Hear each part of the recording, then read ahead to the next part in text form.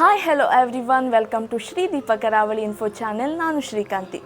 ಪ್ರತಿ ವರ್ಷ ಕುಂದಾಪುರದಲ್ಲಿ ರಾಮನವಮಿಗೆ ಪೇಟೆ ವೆಂಕಟರಮಣ ದೇವಸ್ಥಾನದಲ್ಲಿ ರಥೋತ್ಸವ ನಡೆಯುತ್ತೆ. ಬಹಳ ವಿಶೇಷ ಅಂದರೆ ಇಲ್ಲಿ ಈ ಊರಲ್ಲಿ ಹುಟ್ಟಿದ ಪ್ರತಿ ಮಗುವನ್ನು ರಥಕ್ಕೆ ಎತ್ತಿ ಕೊಡುವ ವಾಡಿಕೆ ಇದೆ.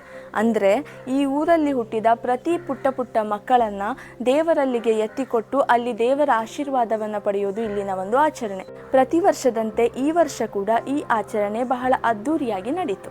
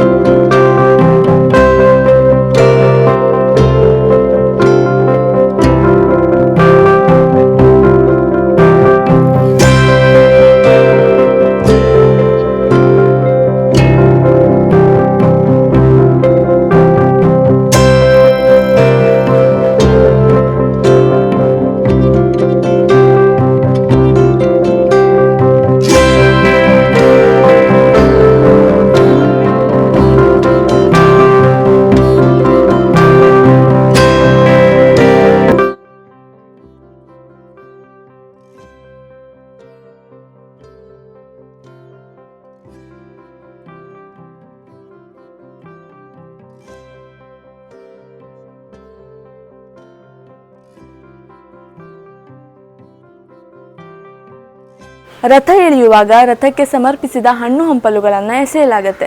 ಅದನ್ನು ಹಿಡಿಯೋದೇ ಯುವಕ ಯುವತಿಯರಿಗೆ ಒಂದು ಹಬ್ಬದಂತಿರುತ್ತೆ.